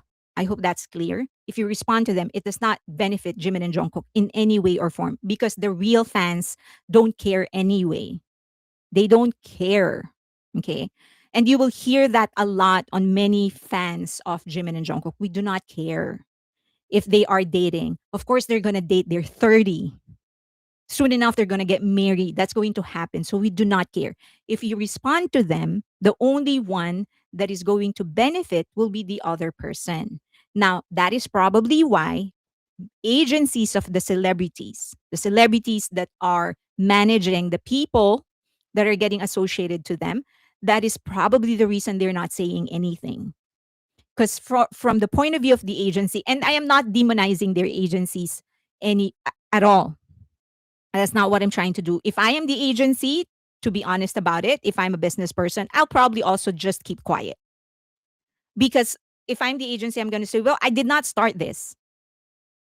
This has nothing to do with me. I did not start this. It's the fans that are insisting on it. So go to town. Go party if you want. At some point, someone else is going to get associated with Jimin and Jungkook. So the spotlight is going to leave my artist, but the name will stick. They've already become popular. So they are going to get recognized. At some point, the fans are going to shift their anger on somebody else. In the meantime, their artist has already gained popularity. So the only way really is to not join the conversation because it does not benefit BTS in any way, shape, or form. If you're a true fan, you won't care about their personal life, whether they date, not date, get married, have 7 children, become a monk. You're a fan. You're a fan. But responding to them, the only one that benefits is the other party. Okay, I hope that's very, very clear. Now, all of this, there are some people that are theorizing that this is probably a part of a bigger attack on BTS because they are going to make a comeback. Okay. And there is a bigger picture to that. Now, um, the three that are constantly getting attacked with all of these rumors are the three vocalists, three of the four. Now, a lot of people are saying, "Oh, it's because they sell the most and whatever." I will probably, but it doesn't matter to me. It matters to other agencies because they know that the next comeback of BTS is going to be massive. It's going to be super massive. So do remember that all this time from 2013 to 20 to this year, BTS actually has never had a formal stadium tour. They've had a tour with a mix of arena and stadium, but not an actual stadium tour. So if you come and think about it, all of the successes that they've achieved, record that they have broken and set, so albums that they've sold, breaking into Billboard Hot 100, making history, blah blah blah blah blah. All of those things happened without the group having to do a stadium tour. This is the first time the world is actually going to witness what they can actually do, right?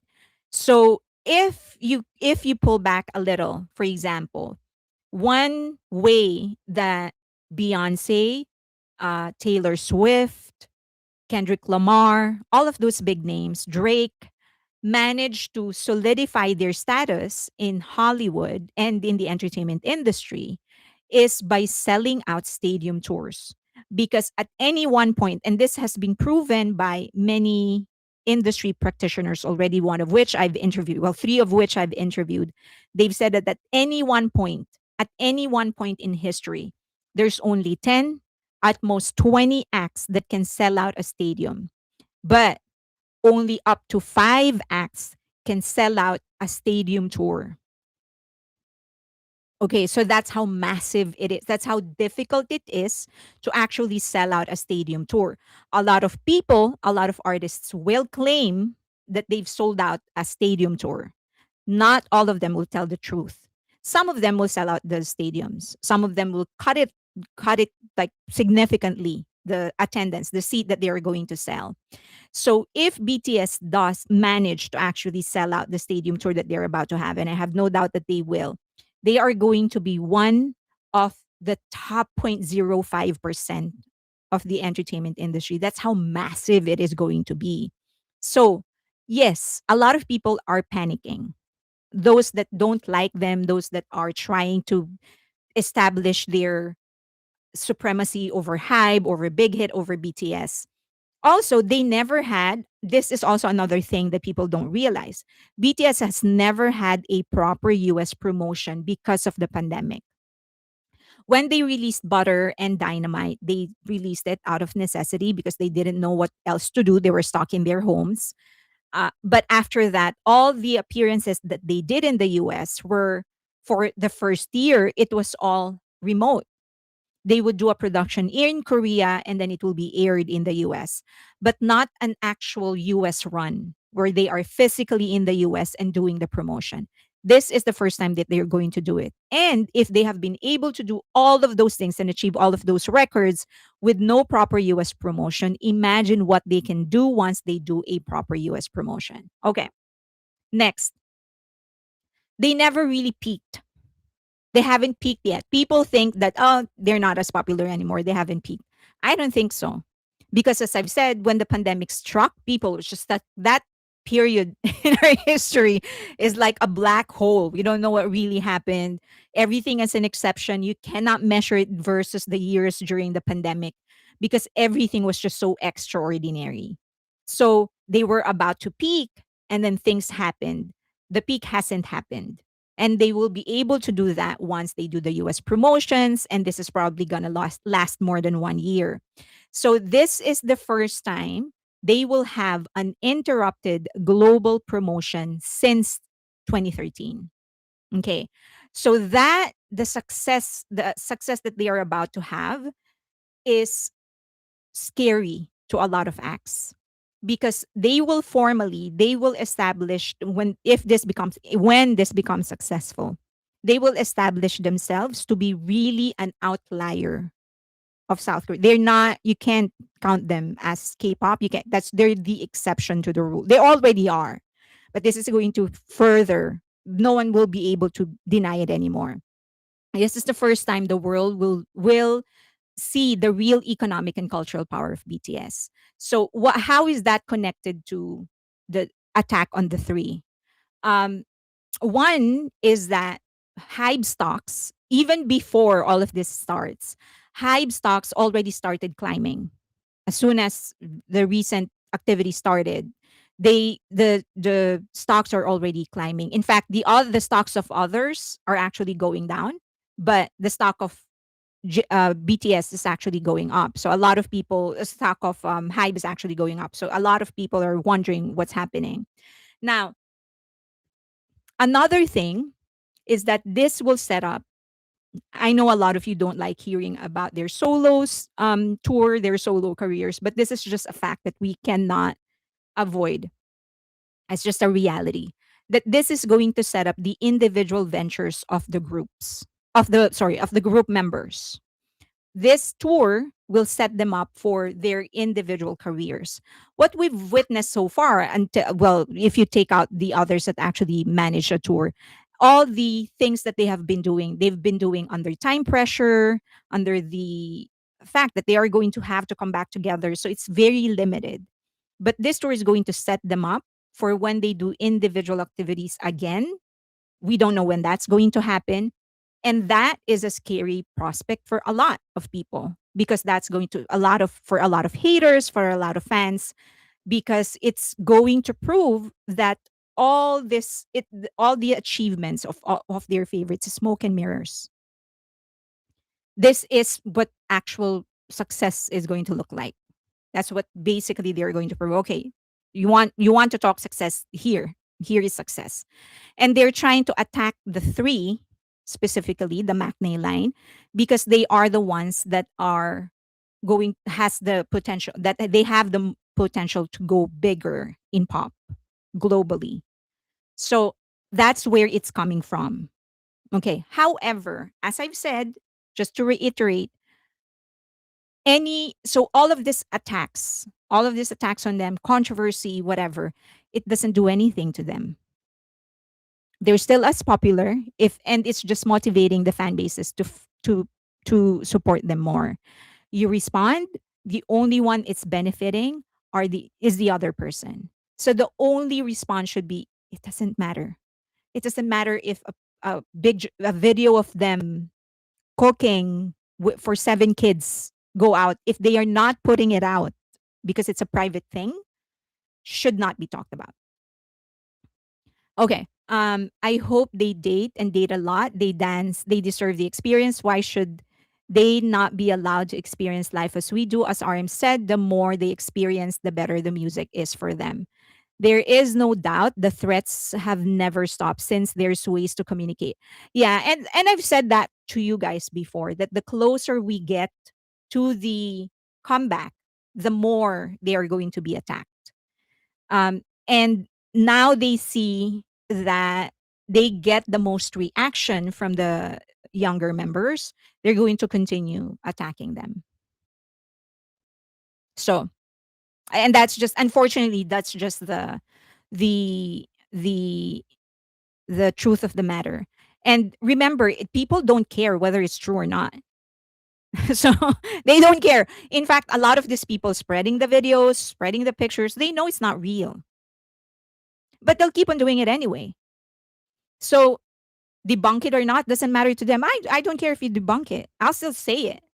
And the haters will still consume it.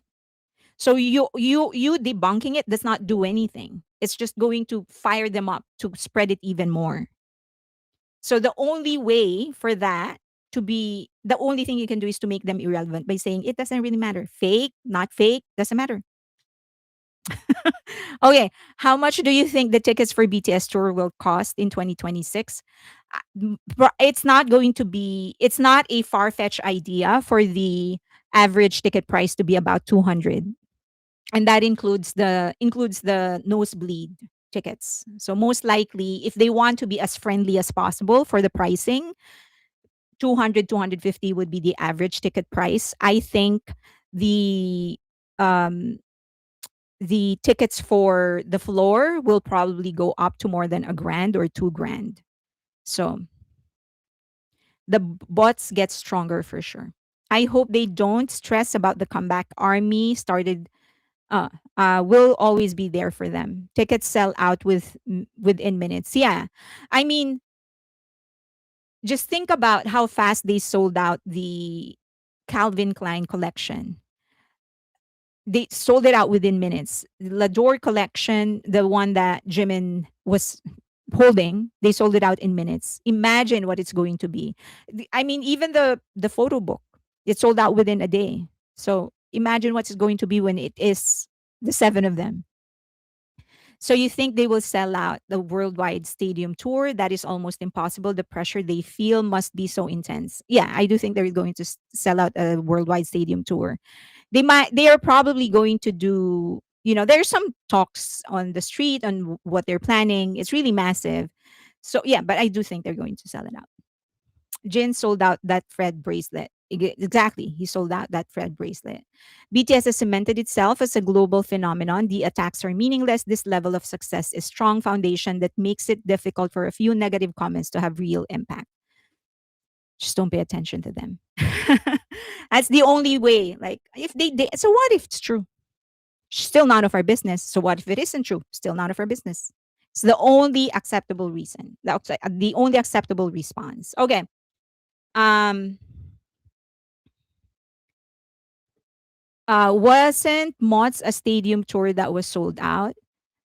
They didn't actually do it, and they only announced, I think, 16 venues at the moment. Like when they started, so called it off, and then there were talks about them adding more. That which was the most probable thing. They were going to add more venues, but they couldn't. They had to return the money. I still think SK does not grasp the magnitude of BTS success. It has been a while. It's been a while since pandemic was the last time we've actually witnessed it. And then, as I've said, they have not actually really peaked. Okay. Next, thanks to Suga. So anything else that you want to, questions that you want to ask?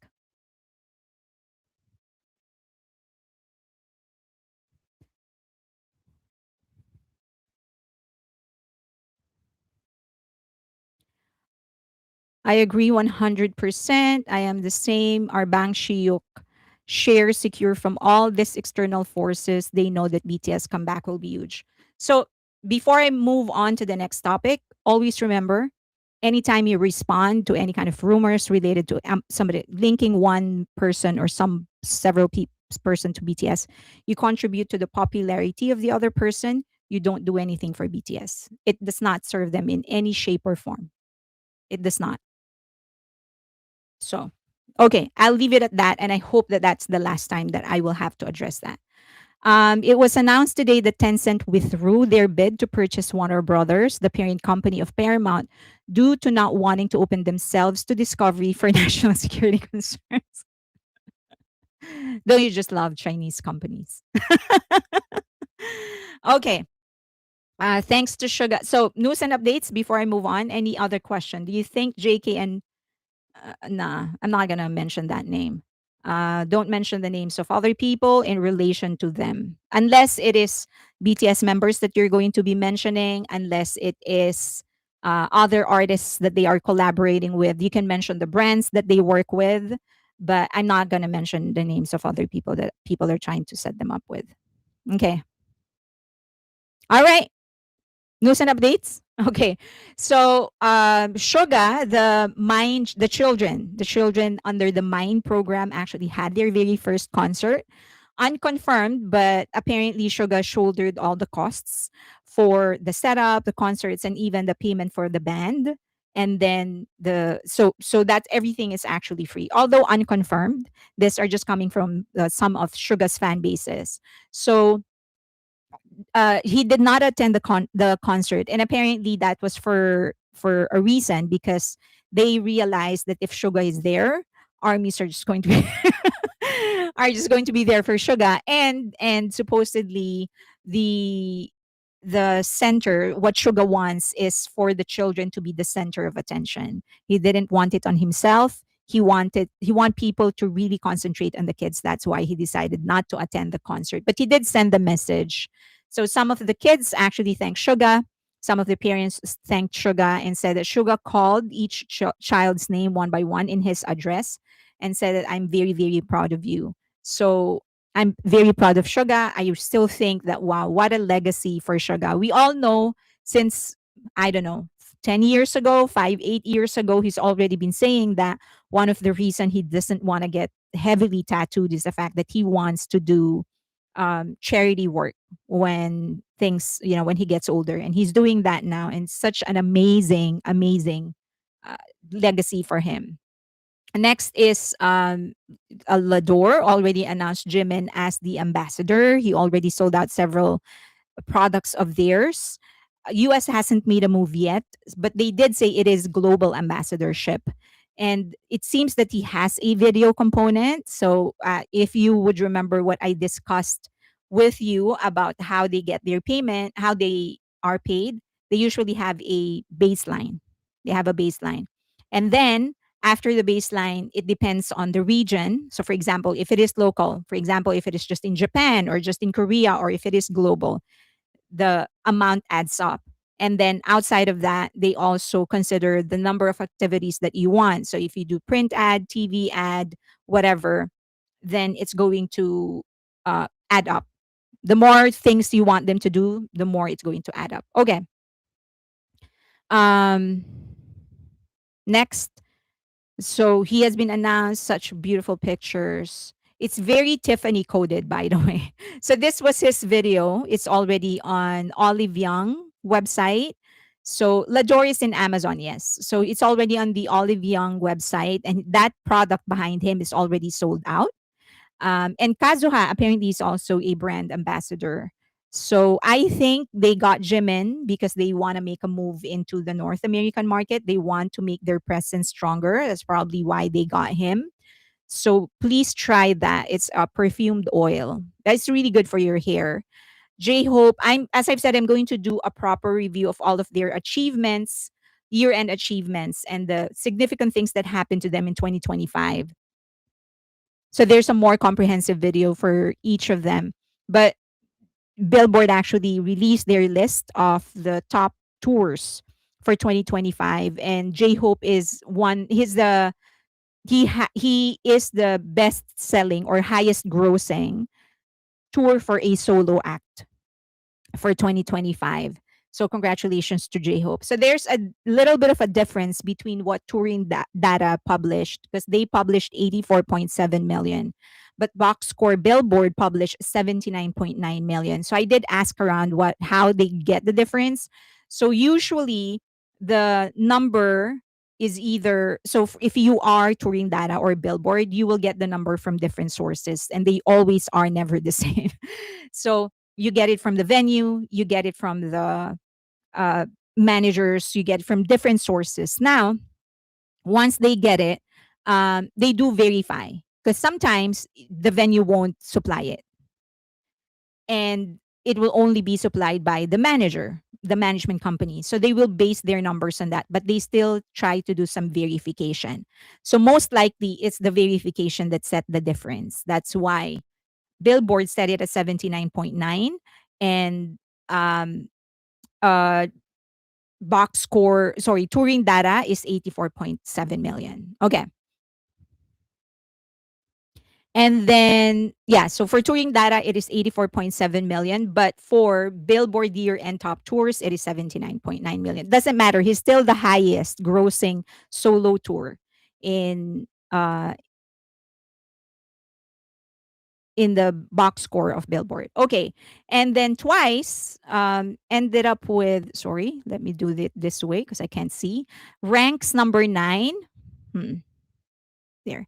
Ranks number 9 on Billboard Hot 100 Artist, Duo or Group on the year end chart 2025.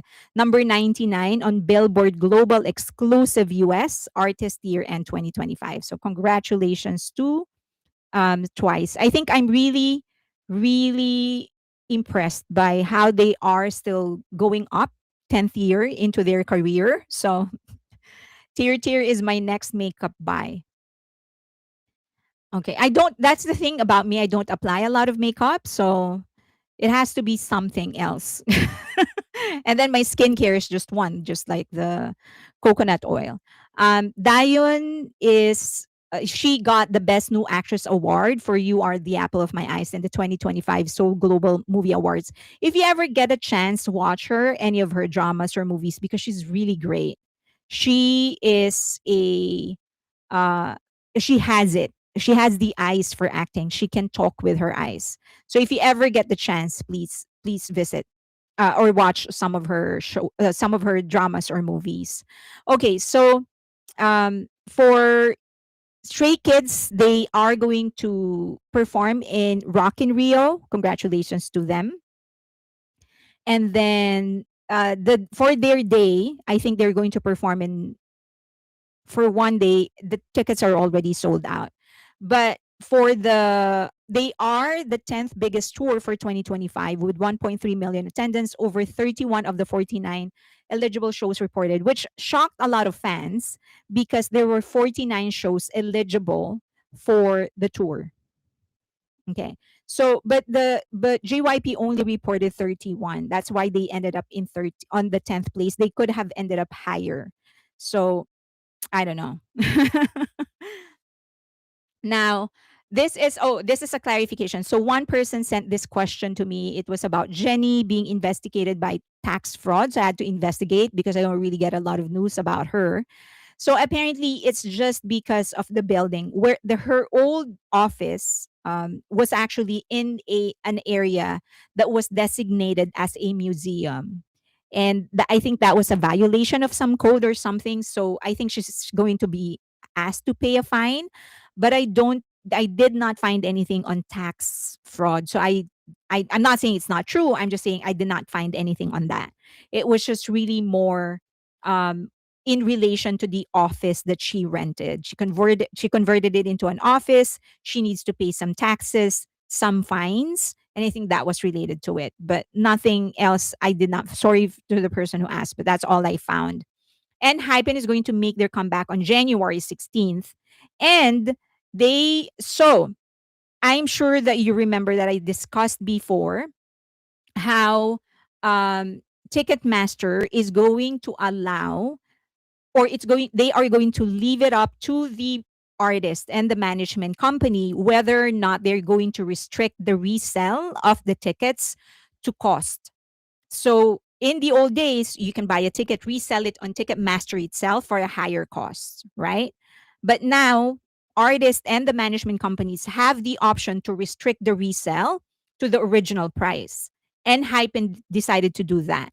So if you're going to resell the tickets for Enhypen, it has to be at the original price. So they're the first artist that will be utilizing that feature.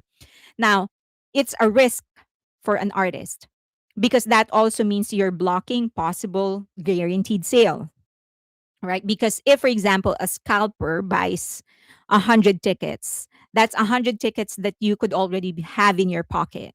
But now the scalpers won't buy tickets because they know that they won't be able to make money unless they do it black market. But on Ticketmaster itself, they cannot resell that ticket for a higher price. It has to be the same price. Now, the other disadvantage is that Ticketmaster is still going to charge a fee. So in every transaction, Ticketmaster will charge a fee. So if, for example, I buy a ticket, at some point I realize, oh my God, I can't watch it. I'm gonna resell it. They're still going to charge a fee in every transaction. So the ones that's consistently earning is Ticketmaster. The other thing is that it does not deter the ticket owner to sell it in other websites like StubHub, for example, or black market. So that's the biggest disadvantage. But at the very least, well, they said that they're aware. It seems that the group is aware and the management company is aware of all of that. But they say they said that they're just doing everything they can to discourage scalpers from buying or taking the opportunity away from their actual fans to go to their concert. So I do think it's a good decision, but I still think that there has to be a legislation that will deter people from selling it into other websites like StubHub to resell it for a higher price. It still has to be the original price. Now, StubHub is actually waging war against the UK government because they put forward a regulation that does not allow people from reselling it on sites like StubHub for a higher price. So they said, oh, the people are just going to go into the black market, but whatever. So, but at least they're making some effort. I hope BTS does the same. Okay. And then Billboard Top K-pop Tours for 2025, Stray Kids, 17, J-Hope at 79.79 million, and then Enhypen at 76.1 million. So congratulations to the three, but Enhypen is the youngest group among this. So congratulations to them, and of course J-Hope 79. Well, congratulations to everybody. 17 Stray Kids, great job for them. As I've said, it could have been more for Stray Kids had the 49 venues, all 49 venues had been reported, but they didn't. JYP didn't report. I don't know why. Yeah, so Enhypen was the fourth biggest K-pop touring act globally in 2025, grossing over 76.1 million. Kid Rock got with Trump to make it so tickets can no longer be scalped here in the US. Well, great that he's doing that, but he's not the first one to do it. Just wanted to make sure. So it's great that he's supporting that, but he's not the first one to do it. It's been like an ongoing thing by many artists. They've been calling for this for a long time. And then the loudest has been, of course, Taylor Swift. Well, the loudest in terms of her voice getting amplified because she's the most popular. But they've been fighting for this. But great that he's also going behind it. Okay, and then Le Seraphim, Ash by Le Seraphim is named the ninth best K-pop song of 2025 by NME. So congratulations to Le Seraphim. It's been a great 2025 for them. The recovery, They got their confidence back. They're moving forward. They also now hold the record for the um, longest charting song in Spotify by a fourth gen group. So 47 days for Spaghetti, followed by Espa, 46 days, New Jeans, How Sweet, 26 days, and Baby Monster Drip for 17 days. So congratulations to the Finnies. Okay, next. Oh, this is just a feel good story. The feel good story that I wanted to share and to encourage everybody to pursue what it is that you want to pursue. So, Katie Fang used to be a server in a restaurant. And at one point, she decided she was feeling depressed before going to work. She was crying because she wasn't earning enough and all of this stuff. She put it on TikTok, I believe, or Instagram. I can't remember what it is. And since then, she became an influencer. She was followed by millions and millions of people. And now she's a millionaire. She's earning 4 million in earnings in 2025 as a beauty influencer. What a comeback for her. So just wanted to encourage everybody.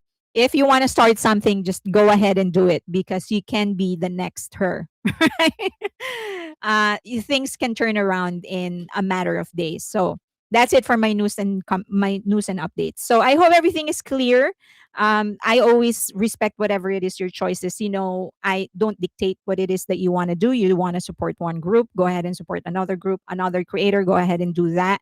But what I do here is to just try to inform everybody to the best of my ability on how our support affects the groups that we like. But we're here to just understand each other. We're here to exchange ideas.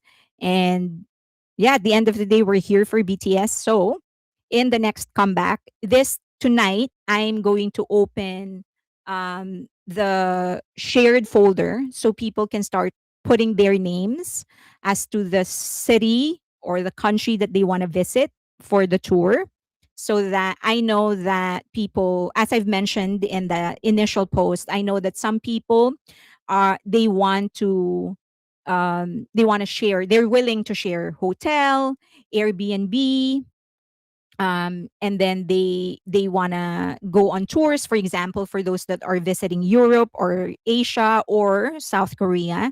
They want to go with people, other people that will go on tours with them, visit, do a like a BTS pilgrimage of some sort. So I'll start with a shared folder and then you can fill up the places you want to go. But you'll see when you get in there. And then from there, I'll use that to finalize the website that we're already working on. So that, oh my God, assalamu alaikum. W- Wa, wa alaikum salam. Did I get it right? Wa alaikum salam. Okay. So you will. So I'll open that. I'll put the link on Patreon so that you can start the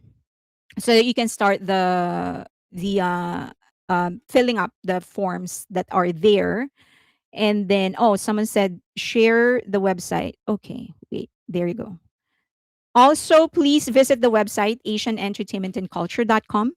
So if you have time, if you want to read instead of just watch, go ahead. Or maybe you can watch and then read. So go to the website. It's on a soft launch. That's our online magazine. It's on a soft launch, but we will we will do a formal launch hopefully by next year. I'm just uploading as much content as I can so that people with other interests, not just BTS, will also find something that they will enjoy. Okay. Well, I have 7 minutes if you want. You have questions before I go. Only a few more weeks to 2026. I'm so ready for the next year. It's going to be fire. I'm so ready to. I'm so excited for 2026. 2025 has been difficult for a lot of people. I went through life changing stuff in 2025. So I'm waiting for everything to settle in 2026. So I'm excited. I hope we can do the tour for BTS. I've discussed that in one of my live streams so that we can, some of us can actually do a BTS pilgrimage. So let's see what's going to happen. I hope for better things for 2025. You're just here for Deba. Happy holidays to everybody. Yeah, please visit the website Asian Entertainment and Culture. And then any kind of inputs I will appreciate. So if you have suggestions, please go ahead. I may not follow the suggestion at some point. I will still do what I think is best, but at least hearing your suggestions. I usually get something out of it, by the way.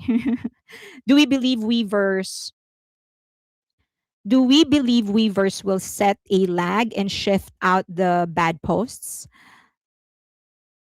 They might, but I think they are going to, I think they already have a lag because the translations are starting to be better. That there's no delay in the translations anymore. So that's one. I also do think that the AI filtering is going to be better by 2026. So yeah, Luxor is not a bad hotel. Bye, Elazar. Bora hit to BTS Army. Thank you, Miss Fairlane. Please take care and stay strong. And the aunties are targeting creators like you as well. So please stay safe. Thank you. Don't you think BTS should include at least one stadium stop in Africa? So it's the issue about not being able to perform in Africa is more logistical and legal than it is the willingness of artists to perform. There are very few artists that perform in Africa. So it's more the logistics of it. Um, you can't go to, permits, the nature of like, it's even in the Philippines, it's very hard to have a concert in the Philippines. There's a lot of logistical problems that are very hard to overcome. I do think they should go to Africa, but it's going to depend highly on the logistics of it. We've tried. We've tried. We've had some engagement that we wanted to do in Africa, but we just couldn't.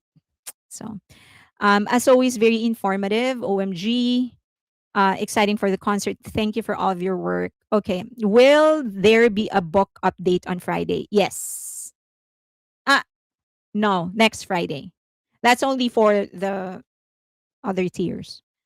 This has been a great live. Thank you. Mumbai and Delhi were on the leak tour list. There's a lot that I've heard about that is not on that leaked list. And that leak list is not a leak, it's just practical. All the venues there are just like, of course, we're going to go there. Like, hello. Of course, they're going to go there. Lots of red tape, something like that. Yeah, we called it logistics. When are your lives on Fridays? I am a Patreon subscriber, but I never see the Friday lives or get notification. You should see it on. So yeah, it's the same time usually Friday. So this coming Friday, it will be 4 p.m. If you go to Patreon, you will see my post. Um, yeah, you should get notification there. I also notify um, on YouTube, but I am trying to put together a better notification system so that you guys you will get it. Like you have the option to get it on your phone to know that there is a live stream. So we're setting all of that up for 2026. I am preparing some stuff in 2026 just to make the community better. So do we know if they are building the stadium in SK Seoul or not? They haven't built it. They have been talking about building it. They haven't actually done it yet. So unfortunately, their concern about BTS outgrowing South Korea is real. But for them to realize it just now is kind of silly, don't you think? Jimin has dedicated fan bases. Jimin has dedicated fan bases. Um, the Jungkook V, every member has a dedicated fan base. So there's a problem with my Patreon. I will try to get it fixed tomorrow. Okay, very silly. Talk is cheap. I'm hoping all my Weavers purchases will make them notice my city for a tour. A girl can hope. What's your city? What's your city, Jimin? Okay, so I will try. My hope is to be able to do a suite in either Rose Bowl, not Rose Bowl, so SoFi. Why did I say in SoFi? Well, California, LA, and then one in Vegas. Vegas is my preference, just because the city is set up for something like that. So that's my hope, and then also one in Europe, and then for the rest of the tour, I don't care what seat I get. I don't care if it's a nosebleed. Just at least one good one will be good for me. One good seat will be good for me. Do you know of any groups that would be as successful going solo like BTS? No. No. A lot of people are going to try. Not in the foreseeable future. Not in the foreseeable future. The future, like far into the future, is too distant for me, but not in the foreseeable future. Okay, Vegas is my preference. I will do a second suite if we are lucky enough. That would be great. Yeah. I don't mind if I just join somebody else's suite, by the way. I don't care. If I don't get a suite, for example, I don't mind just getting somebody else's suite, getting into someone else's suite. But as long as it's a suite, because it's a, and ground level, by the way, hoping it's going to be a ground level suite. Hoping gym and specially will be safe in certain countries. BTS plan to tour. I want to go to California and hug the governor. Okay. Okay, I second that. No, I'm not a Fox News watcher subscriber, but there's an article on South Korea and BTS doing their soft power for the country. That's what I thought as well. 4 p.m. Pacific time. 4 p.m. Pacific. Yes, Pacific. Okay. Thank you, everybody. Thank you for spending time with me. And as always, we may not agree on everything, but we agree that BTS is great, right? And that we're all here for BTS and we will just support them in our own ways. However we think is best is how we're going to be supporting them. All right. Bye, everybody. See you Friday for those that are a member of Patreon and a YouTube membership. Bye.